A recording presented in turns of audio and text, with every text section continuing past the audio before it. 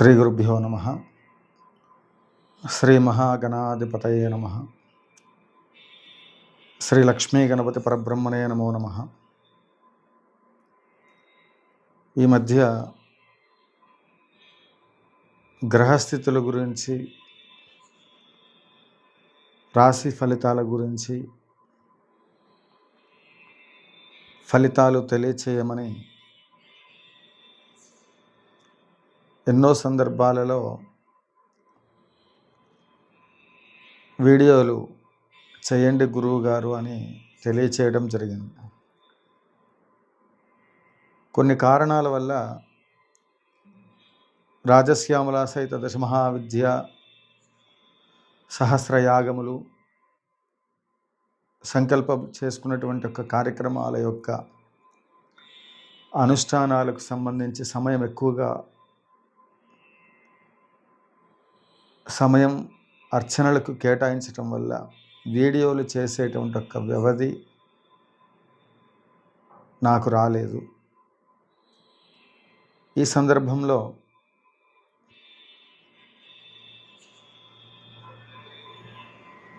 నా యొక్క పరిజ్ఞానం మేరకు ఎన్నో అనుభవాలను వీటన్నిటినీ పరిగణనలోకి తీసుకొని కొన్ని విషయాలను తెలియచేయాలనేటువంటి ఒక ప్రయత్నం.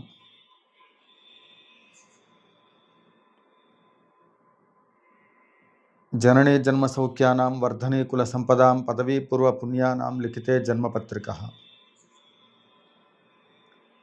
ఏ ఒక వ్యక్తి అయినప్పటికీ కూడా జన్మజాతకములను అనుసరించి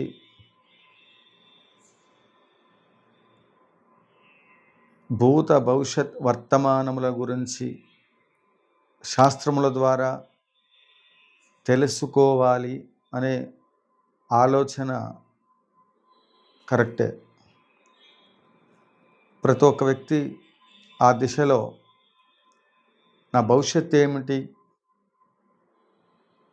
అనే ఆలోచనల్లో జ్యోతిష శాస్త్రానికి సంబంధించిన విషయాల ద్వారా దిశ నిర్దిశ ఎలా ముందుకు వెళ్ళాలి, ఏ విధంగా నా యొక్క సంకల్పాలు నెరవేరుతాయి అనే అంశంలో ఏ గ్రహాలు బలంగా ఉన్నాయి, ఏ గ్రహాలు బలంగా లేవు, ఆ గ్రహస్థితి అనుకూలంగా ఉండడానికి ఎటువంటి పూజలు పరిహారాలు చేసుకోవాలి అనేటువంటి ఒక ప్రయత్నంలో జ్యోతిష శాస్త్రానికి సంబంధించిన అంశాలను మరి తెలుసుకునే ప్రయత్నం చేస్తూ ఉంటారు. ఈ క్రమంలో పుట్టిన తేదీ, నెల, సంవత్సరము, సమయము, ఏ ప్రదేశంలో వీరు జన్మించారు అనే అంశాలన్నిటిని కూడా తీసుకొని జన్మలగ్న కుండలి వేసి ఆ లగ్న కుండలి ఆధారంగా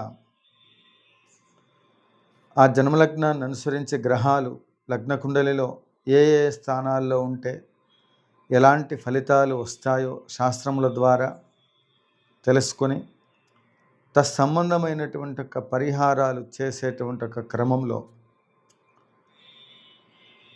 అర్చనాది క్రతువులు శాస్త్రం నిర్దేశించినటువంటి ఒక పద్ధతిలో మనం పరిహారాలు ఆచరించినట్లయితే తప్పకుండా శుభ ఫలితాలు వస్తాయి. ఇవి ఈ గ్రహస్థితులు పుట్టిన నక్షత్రాన్ని, అంటే 27 నక్షత్రాలు, 12 రాశులు,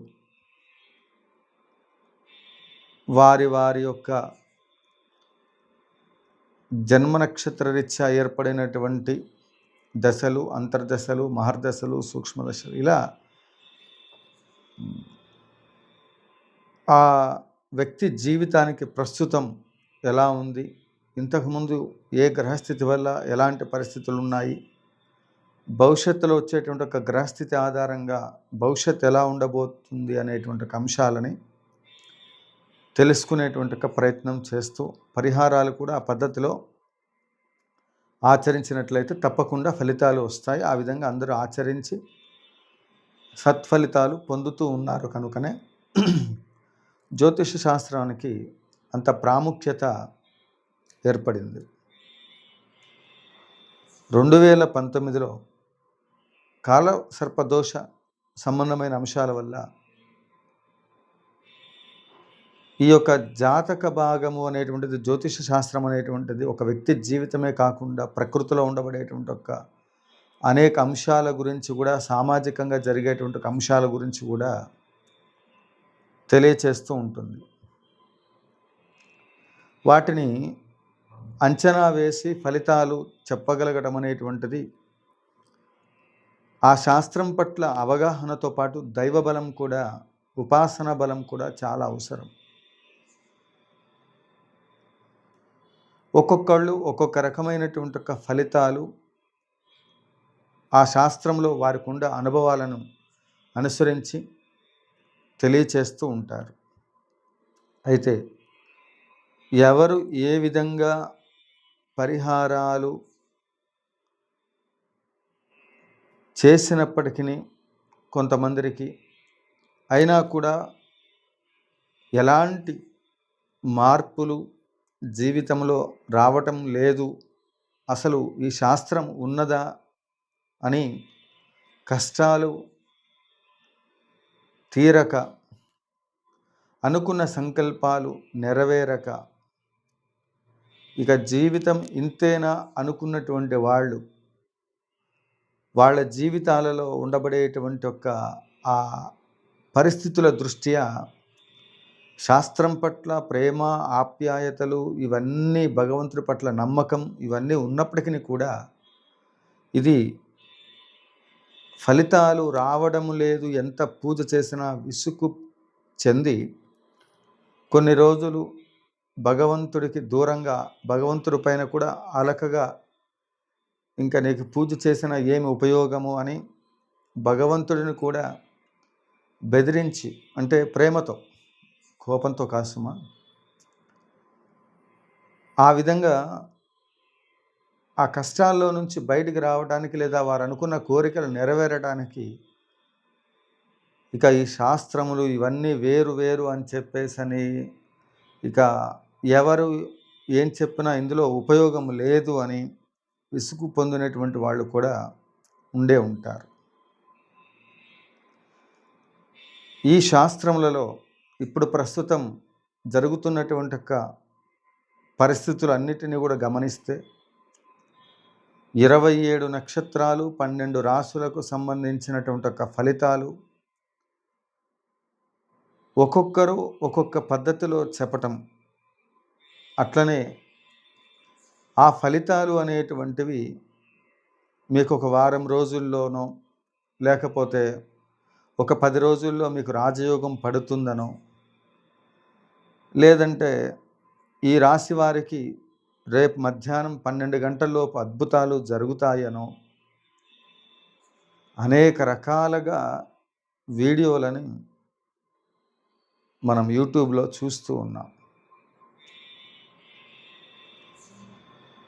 అవి వాస్తవానికి దగ్గరగా ఉన్నాయా లేవా అనేది ప్రేక్షకులకు తెలియాలి. అసలు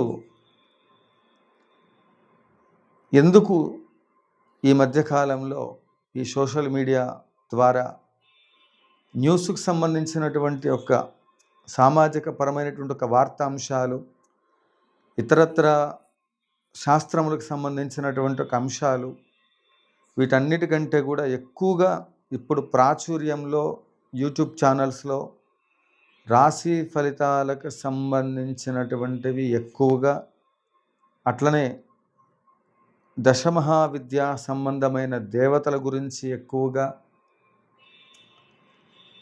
ఇలా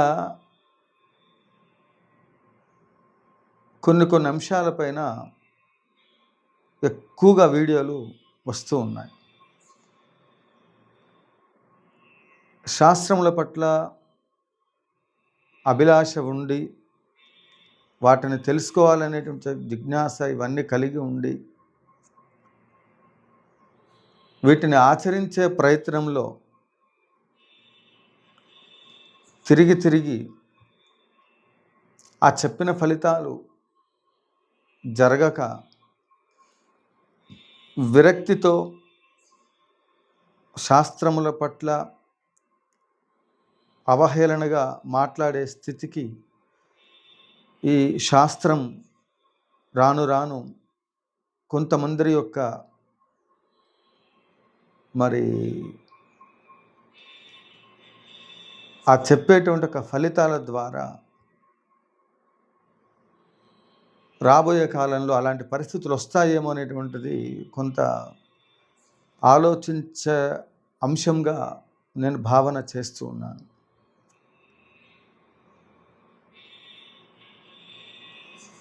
జాతకరీత్యా యోగాలు ఉంటే, రాజయోగాలు ఉంటే, రాజశ్యామల చేస్తే రాజయోగం కలుగుతుంది. జాతకరీత్యా యోగాలు లేకపోతే యోగం కలగదు అనేటువంటిది కొన్ని వీడియోలను నేను పరిశీలన చేశాను. ఈ జ్యోతిష శాస్త్రానికి సంబంధించి దశమహావిద్యా సంబంధమైన శ్రీ విద్యా సాంప్రదాయంలో ఉన్న విద్యల గురించి మరి ఈ రెండిటిని సమ్మేళనం చేస్తూ వీడియోలను ప్రేక్షకులకు అందిస్తూ అక్కడ ఉపయోగిస్తున్నటువంటి ఒక పదజాలములు ఏమిటయా అంటే, యోగాలు ఉంటేనే రాజశ్యామల చేస్తే రాజయోగం కలుగుతుంది అని. యోగాలు ఉన్నప్పుడు ఎటువంటి పూజలు చేసినా చెయ్యకపోయినా వాడికి రాజయోగం వచ్చి తీరుతుంది. యోగం ఉన్నప్పుడు అసలు శాస్త్రాన్ని నమ్మరు వాళ్ళు. ఆ యోగాలు ఉన్నాయి కాబట్టి ఆత్మవిశ్వాసంతో ఒకవేళ నమ్మినప్పటికీ కూడా వారు పూర్వజన్మ సుకృత ఫలితం చేత ఆ యోగం కలిగినటువంటి వాళ్ళు భగవత్ అనుగ్రహానికి ప్రతినిత్యం వాళ్ళు మార్గాలను అన్వేషణ చేస్తూ వారు అభివృద్ధికి ఇంకా ఏం చేస్తే బాగుంటుంది అన్న అంశాలపైన కూడా దృష్టిని కేటాయిస్తూ ఉంటారు. యోగాలు అనేటువంటివి మనం ఆ యోగం ఉంది కనుక రాజశ్యామల చేస్తే ఆ యోగం కలుగుతుంది అని, ఆ యోగం లేకపోతే యాగం చేసినా కూడా ఫలితాలు లేవు అని చెప్తే మరి ఈ జ్యోతిష శాస్త్రంలో ఉండబడేటువంటి యొక్క ఫలితాలన్నిటినీ కూడా గమనించి ఋషులు పూర్వకాలంలో రాజులందరికీ కూడా ఆ విధంగా ఆ చెప్పేటువంటి యొక్క ఫలితాలను వంశపారంపర్యంగా రాజరిక పరిపాలనలు మనం గమనించిన సందర్భాలు ఉన్నాయి చరిత్రలో.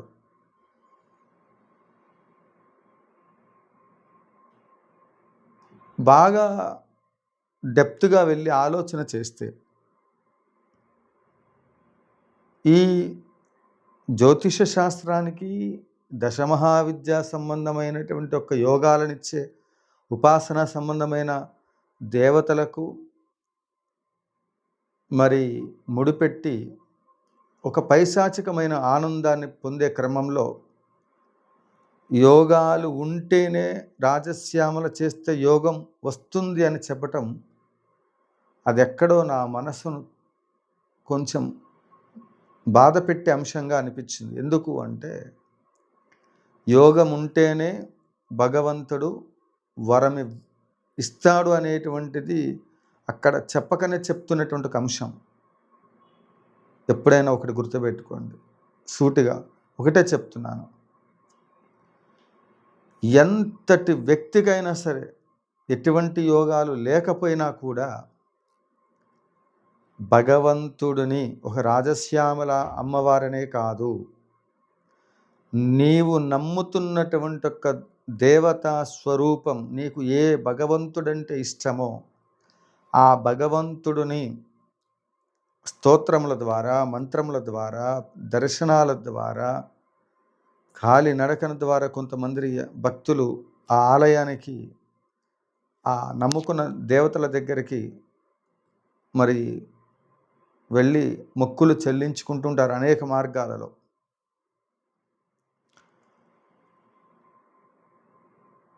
ఇప్పుడు ఏదైనా ఒక మొక్కు మొక్కిన తర్వాత వీడికి యోగం ఉంటేనే తీరుతుంది అంటే ఇంకా భగవంతుడు ఎందుకు?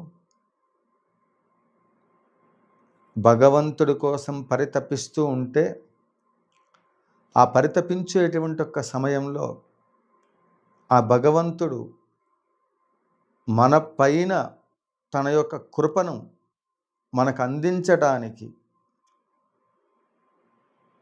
ఖచ్చితంగా భగవంతుడు కన్ను తెరిస్తే ఎంతసేపండి సమస్య అనే మాటని మనం అప్పుడప్పుడు వింటూ ఉంటాం. ఆ భగవంతుడి యొక్క దృష్టి మన పైన పడడానికి ఏ విధంగా వెళ్తే భగవత్ దృష్టి మన పైన పడుతుందో, ఆ భగవత్ అనుగ్రహానికి మనం పాత్రులమవుతామో అన్న విషయాన్ని తెలియచేయటం కొరకు గురుస్థానము అనేటువంటిది ఇచ్చి, ఆ గురుస్థానములో సమాజంలో మనము నేర్చుకున్నటువంటి ఒక విద్య ద్వారా ఆ వ్యక్తికి ఆ భగవంతుడి దగ్గరకి వెళ్ళగలగడానికి కావలసినటువంటి ఆ సమస్యను తీసుకుని వెళ్ళి భగవత్ పాదముల దగ్గర వాటిని చేర్చి ఆ సమస్యను పరిష్కారమై చేసేటువంటి ఒక దిశలో గురువు యొక్క పాత్ర ఆ శిష్యుడికి కలిగినటువంటిది, ఆ భక్తుడికి కలిగినటువంటి సమస్య ఖచ్చితంగా మనస వాచ కర్మన చిత్తశుద్ధితో ప్రయత్నం చేస్తే ఖచ్చితంగా ఆ గురుస్థానంలో ఆ వ్యక్తి, ఆ భక్తుడు ఎలా పిలిచి ఆ భగవంతుడిని తన సమస్యను చెప్పుకోవటం తెలియకనే క్షేత్రాలు తిరిగి ఇంట్లో పూజలు చేసుకొని ఎన్నో ప్రయత్నాలు చేసి విసికి వేజారి అప్పుడు గురుస్థానంలో ఉండబడే వ్యక్తుల దగ్గరికి భక్తులు వస్తారు.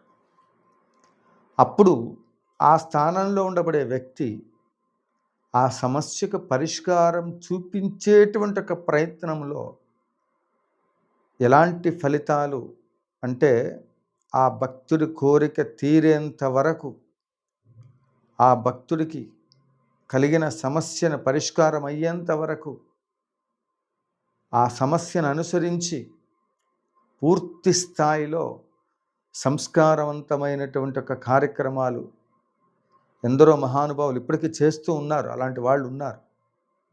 అంత ఓపిక మరలా ఆ భక్తుడికి కూడా ఉండాలి. డబ్బుతోటే పరిష్కారం అవుతుందనేటువంటిది ఏ శాస్త్రము చెప్పలేదు. భగవంతుడిని డబ్బుతో కొనాలంటే ఒరే సుబ్రహ్మణ్య శాస్త్రి, నువ్వు పలానా వ్యక్తి దగ్గర డబ్బులు తీసుకో, ఈ కోరికలు నెరవేరటానికి నువ్వు ఈ పూజ చేసినప్పుడు వెంటనే నేను అతనికి సంబంధించిన వరాలు అనేటువంటి ఒక ట్యాప్ని తిప్పుతాను, ఆ వరాల జల్లు ఆ పంపులో నుంచి వచ్చేస్తూ ఉంటుంది, ఆ తీర్థం ఇచ్చేసాయి, ఇంకా అమృతంలాగా ఇచ్చేయచ్చు అంటే దేవతలు రాక్షసులు యుద్ధం చేస్తేనే క్షీరసాగర మదనంలో నుండి ఎన్నో కష్టాలు పడిన తర్వాత అమృతం వచ్చింది. ఆ అమృతం వచ్చిన తర్వాత కూడా మరి ఆ రాక్షసులకి రాహుకేతువులకి ఆ యొక్క తీర్థము అందటం వల్ల, అమృతం వెళ్ళటం వల్ల వాళ్ళు చిరంజీవులుగా ఉంటూ గ్రహస్థితులలో 7 గ్రహాలు అయినప్పటికీ రాహుకేతులు మొత్తం 9 గ్రహాలు ఛాయాగ్రహాలుగా వెళ్ళి రాక్షస జాతిని అంతమొందించటానికి చేసిన ప్రయత్నానికి ప్రతీకగా ఆ యొక్క మరి ఆ కసిని అది వాటిని తీర్చుకోవడానికి ఈ రాహుకేతులు ఇద్దరే మా జాతిని ఇబ్బంది పెడతారన్న ఉద్దేశంతో ఈ గ్రహాల్లోకి వెళ్ళి రాహు రవితో కలిస్తే ఒక ఫలితం, రాహు చంద్రుడితో కలిస్తే ఒక ఫలితం, ఇలా ఈ రాహుకేతువులు ఉండబడే స్థితులను అనుసరించి ఒక్కొక్కడి జీవితంలో ఒక్కొక్క రకమైనటువంటి ఒక ఫలితాలు ఆయా స్థానాలను అనుసరించి ఏర్పడుతూ ఉన్నాయి. ఇటువంటి క్రమంలో ఆ వ్యక్తికి ఆ భగవత్ తత్వాన్ని పెంపొందింపచేసి ఎన్నో కష్టాలు పడి క్షీరసాగర మదనంలో నుండి ఆ అమృత తీర్థాన్ని తీసుకోవడానికి, అమృతం తీసుకోవడానికి దేవతలు రాక్షసులు అంత కష్టపడితే ఈరోజు ఒక వ్యక్తికి కలిగినటువంటి ఒక కష్టం ఏదైతే ఉందో అదే ఆ కష్టం తొలగటం కోసం అమృతం స్వీకరిస్తే ఆ కష్టాలన్నీ తొలగుతాయి అనేటువంటి ఒక క్రమంలో భగవంతుడి దగ్గర తపస్సు చేయబడిన తీర్థాన్ని తీసుకోవటం అనేటువంటిదే ఇవాళ అమృతముతో సమానం.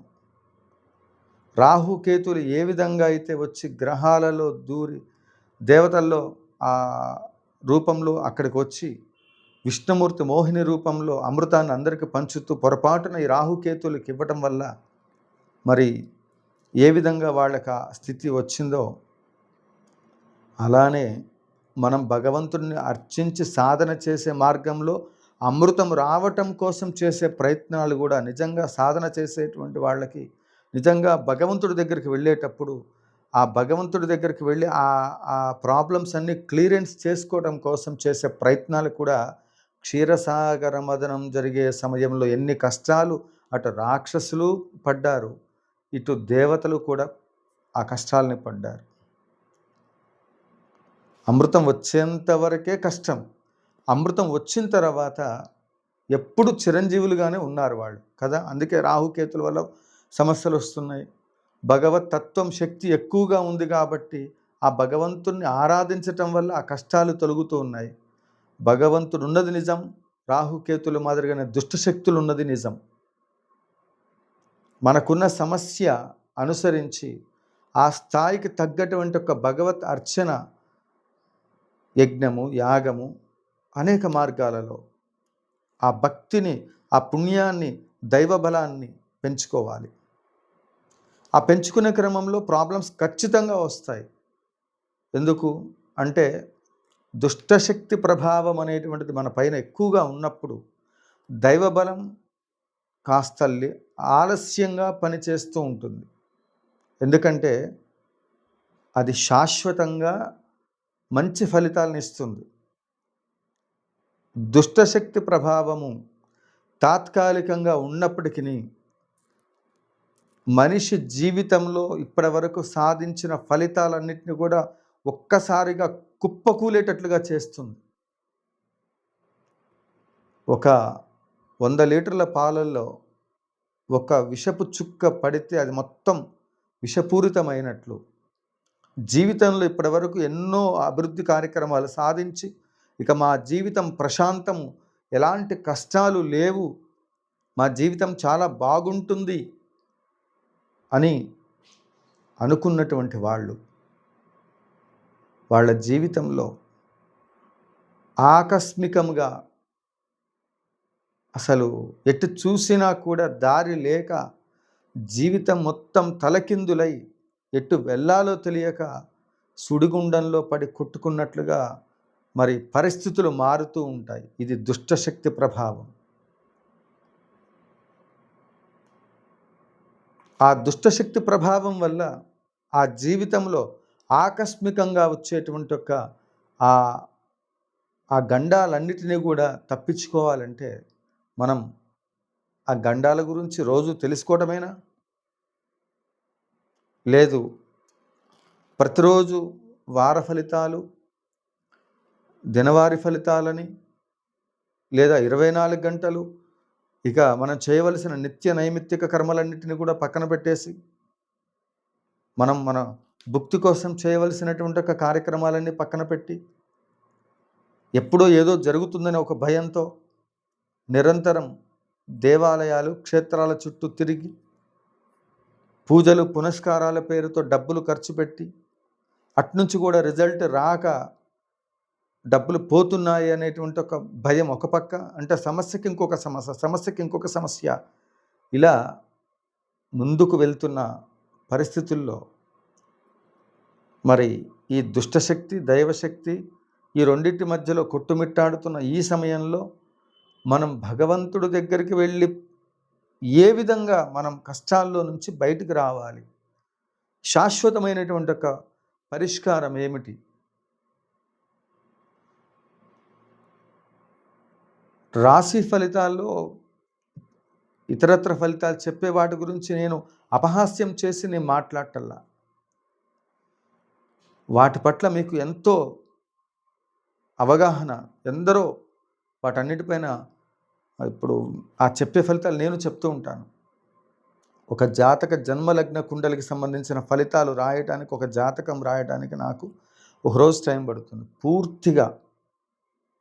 కొన్ని ఫలితాలు హెడ్లైన్స్ చూసిన తర్వాత ఇది పరిష్కారంలో ఉందా, దీనికి ఏంటి పరిస్థితి అని. మరి ఇటువంటి క్రమంలో భగవత్ తత్వాన్ని అతి శీఘ్రంగా పొందాలంటే మీరేం చేయాలి, ఎలాంటి ఫలితాలు మీరు ఆశిస్తున్నారో అలాంటి మంచి మంచి ఫలితాలు పొందాలంటే ఏం చేయాలి తెలుసా? ప్రతి ఒక్కళ్ళు కంచి కామకోటి పీఠాధీశ్వరులైనటువంటి జగద్గురువులను ఆశ్రయించి కంచి కామకోటి పీఠంలో చంద్రమౌళీశ్వర స్వామి వారి అర్చన జరుగుతుంది.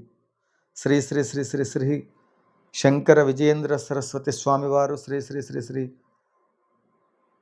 సత్య చంద్రశేఖరేంద్ర సరస్వతి స్వామివారు.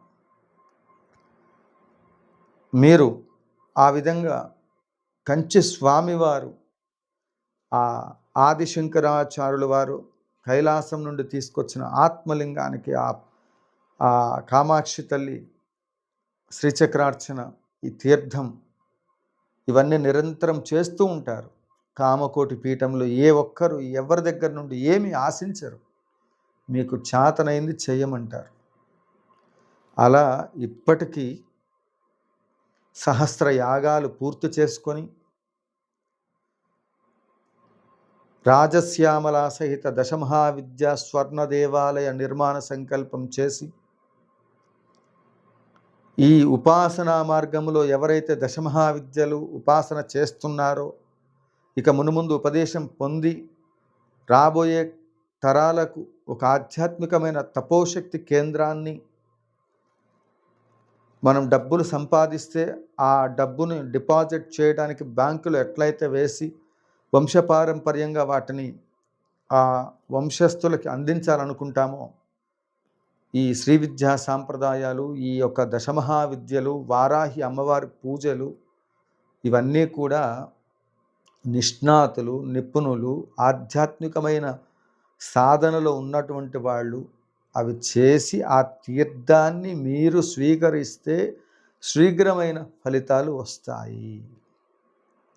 జగద్గురువుల సన్నిధిలో వారు ఇచ్చిన పండో ఫలమో మీరు తీసుకున్నట్లయితే మీ కోరికలు నెరవేరుతాయి.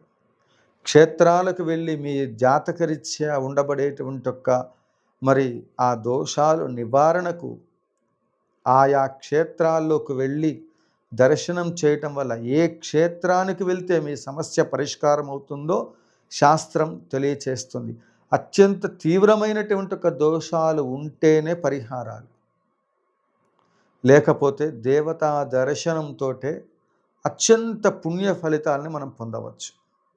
ఒకవేళ అక్కడికి వెళ్ళటానికి కూడా శక్తి లేకపోతే ఆ దేవతను సంబంధించిన చిత్రపటాన్ని ఇంట్లో పెట్టుకొని ఒక కుర్చీలో పెట్టి ఆ క్షేత్రానికి వెళ్ళినట్లుగా భావన చేసి ఆ కుర్చీలో మీరు ఏ దేవత దగ్గరికి వెళ్ళాలనుకుంటున్నారు, ఉదాహరణకు వెంకటేశ్వర స్వామి దగ్గరికి వెళ్ళాలనుకుంటున్నారు, తిరుమల వెళ్ళలేరు, మీ ఊళ్ళో ఉంటే ఆ క్షేత్రానికి వెళ్ళండి. లేదు అక్కడికి కూడా వెళ్ళలేము, మాకు ఓపిక లేదు అనుకుంటే ఇంట్లో కుర్చీలోనే చక్కగా స్వామివారిని ఆ ఫోటో పెట్టి ధూపదీప నైవేద్యాలు, కొబ్బరికాయో పండో ఫలమో అక్కడ పెట్టి ముడుపు కట్టి, స్వామి మా కష్టాలన్నీ తీర్చండి అని చెప్పి ఆ కుర్చీ చుట్టూ ఆ స్వామివారు ఉన్నటువంటి ఒక ఆసనం చుట్టూ ప్రదక్షిణాలు చేయండి, 21 ప్రదక్షిణాలు. అది తిరుమల శ్రీవారి చుట్టూనే తిరుగుతున్నట్టుగా భావన చేస్తూ స్వామివారి సన్నిధానంలో ఉన్నట్లు భావన చేసి స్వామివారి సంకీర్తన రోజు అష్టోత్తరం అట్లాంటివి చేస్తూ చేయండి. ఏ క్షేత్రానికి సంబంధించిన ఫలితాలు ఉన్నాయో ఆ క్షేత్రానికి సంబంధించినవి చేస్తే ఈ వార ఫలితాలు, గ్రహదోషాలు ఇవన్నీ కూడా 99% క్లియర్ అవుతాయి. ఇవేవి చెయ్యకుండా, ఇవేవి మొట్టమొదటి ప్రయత్నాలు చేయకుండా ఉన్నారా అంటే ఇట్లాంటివన్నీ కూడా చేసేసాం స్వామి అన్న వాళ్ళు కూడా ఉంటారు. అప్పుడు కంచి స్వామివారి సన్నిధానంలోకి ఒక్కసారి వెళ్ళి వారి చేత్తో పండో ఫలమో తీసుకోండి. శ్రీ విద్యా సాంప్రదాయంలో కంచి కామకోటి పీఠ పరంపరలో ఉపాసన చేసేవాళ్ళు మీకు దగ్గరలో ఎవరున్నారు అని తెలుసుకోండి. అలా కంచి మఠానికి సంబంధించిందేనా, ఆ మఠంలో ఏం జరుగుతున్నాయి ఆ పీఠంలో అని తెలుసుకొని ఆ యజ్ఞయాగాది క్రతువులు చేసే చోట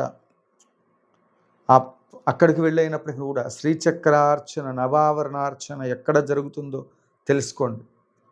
ఆ నవావరణార్చన చేసిన తీర్థాన్ని తీసుకోండి. శ్రీచక్రార్చన ఒక 10 నిమిషాలు 20 నిమిషాల్లో మనం చేసే పూజ కాదది, చాలా సమయం పడుతుంది. శ్రీచక్రార్చన చేసే సాధకులు ఉంటారు. అలా మన పీఠంలో జరుగుతూ ఉంటుంది. ఎంతోమంది భక్తులకి ఇవాళ స్వర్ణాలయం నిర్మాణం చేస్తున్నామంటే ఆ సంకల్పం చేసే రోజు ₹1 నా దగ్గర లేదు. ఇవాళ ఆ కార్యక్రమానికి సంబంధించిన దాంట్లో విగ్రహదాతలు, స్థలదాతలు, నిర్మాణదాతలు ఇంతమంది ముందుకొస్తున్నారు. అన్నీ సిద్ధం చేసిన తర్వాత శంకుస్థాపన ఇవన్నీ కూడా మరి ఆ సమయానికి భక్తులందరికీ కూడా మనం చేసే కార్యక్రమాలు తెలియాలి అన్న ఒక ఉద్దేశంతో ఇప్పుడు యాగాల కోసం సమయం కేటాయించాం. ఇప్పుడు యాగముల ద్వారా ఈ సమాజంలో జరుగుతున్నటువంటి భక్తులకు కలుగుతున్నటువంటి ఒక కష్టాలు ఏ విధంగా తీర్చాలనే ఒక ఉద్దేశంతో ఉచితంగా మీకు ఇక్కడ కార్యక్రమానికి సంబంధించి మీరేదైనా దోషాలు ఉండి వాటికి సంబంధించినటువంటి ఒక పరిహారాలు చేసుకోవాలనుకున్నట్లయితే పీఠంలో పూజా ద్రవ్యాలన్నీ కూడా మీరు స్వయంగా తెచ్చుకొని ఈ అమ్మవారికి సంబంధించినటువంటి ఒక కార్యక్రమాల్లో మీకు ఏది అవి కూడా తెచ్చుకోలేనటువంటి వాళ్ళ పేరుతో ఉచితంగా కూడా మరి సంకల్పాలు చేసి వాళ్ళ జీవితాల్లో అద్భుతాలు సృష్టించాం కనుకనే ఈరోజు దేశ విదేశాల్లో ఉండబడే భక్తులందరి సహాయ సహకారాలు, ఇక్కడ ఉండబడేటువంటి ఒక భక్తులు అక్కడికి వెళ్ళి వాళ్ళ కోరికలు నెరవేరడం కోసం ఎన్నో కార్యక్రమాలు మనం చేశాం. అంచేత మీ అందరూ కూడా ఈ రాశి ఫలితాలు వీటి పట్ల ఉండబడేటువంటి ఒక దోషాల గురించి భయపడకండి.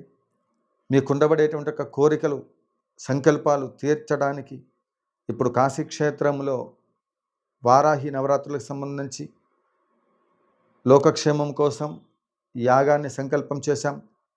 సహస్ర సువర్ణ లింగార్చన అద్భుతమైనటువంటి ఒక కార్యక్రమం. కాలభైరవ క్షేత్రం, కాశీక్షేత్రం, ఆయన అనుగ్రహం ఉంటే చాలు. ముక్కోడి దేవతల అనుగ్రహం, గురుదేవుల యొక్క అనుగ్రహం. మనం ఈ కార్యక్రమంలో మీ వంతు సహాయ సహకారములు అందించి లోకక్షేమం కోసం జరిగే ఈ కార్యక్రమాలకి చక్కగా భాగస్వాములై ఈ స్వర్ణాలయ నిర్మాణంలో మీరందరూ కూడా బోర్డు మెంబర్లుగా ఈ అమ్మవారి ఆలయ సేవలో ట్రస్ట్ బోర్డు మెంబర్లుగా జిల్లాల వారీగా, ప్రాంతాల వారీగా ఎక్కడ వాళ్ళకక్కడ ట్రస్ట్ బోర్డుకు సంబంధించినటువంటి ఒక శిష్యుల్ని ఏర్పాటు చేయడం జరుగుతుంది.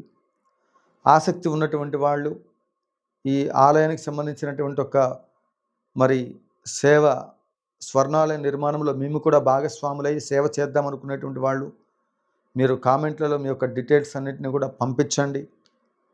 90 ఎకరాల విస్తీర్ణంలో జరిగే ఈ కార్యక్రమానికి ఇంటికొక పువ్వు ఈశ్వరుడికొక మాల అన్నట్లుగా మనమందరం కలిసి తెలంగాణ ప్రాంతంలో ఈ స్వర్ణాలయ నిర్మాణ సంకల్పంలో అందరం ఈ దేవాలయం నిర్మాణం చేసి ఎటువంటి కానుకలు, హుండీలు, అర్జిత సేవలు లేకుండా ఈ స్వర్ణాలయం నిర్మాణం చేయాలనేటువంటిది నా సంకల్పం.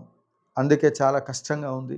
ఎక్కడ ప్రచారం చేయడానికి కూడా నేను ఆ అవకాశం నాకు లభించలేదు. అందరు శిష్యులందరూ కూడా వాళ్ళు ఇలా అందరికీ ప్రచారం జరుగుతూ ఉంది. జగద్గురువుల యొక్క కృప, అమ్మ యొక్క కృప వల్ల ఈ కార్యక్రమం నిత్యంచ శాశ్వతంచ ధ్రువమక్షరం పరమం పదం, శాశ్వతమైనటువంటి ఒక మంచి కార్యక్రమంలో మీరందరూ కూడా భాగస్వాములై పరదేవత కృపకు పాత్రలు కాగలరు. జాతకరీత్యా ఉండబడేటువంటి ఎటువంటి మరి సమస్యలకైనా ఉచితంగా ఈ కార్యక్రమాలకు సంబంధించి మీ దగ్గర ఎటువంటి ఆర్థిక పరిస్థితులు లేకపోతే శక్తి ఉంటే చేయించండి.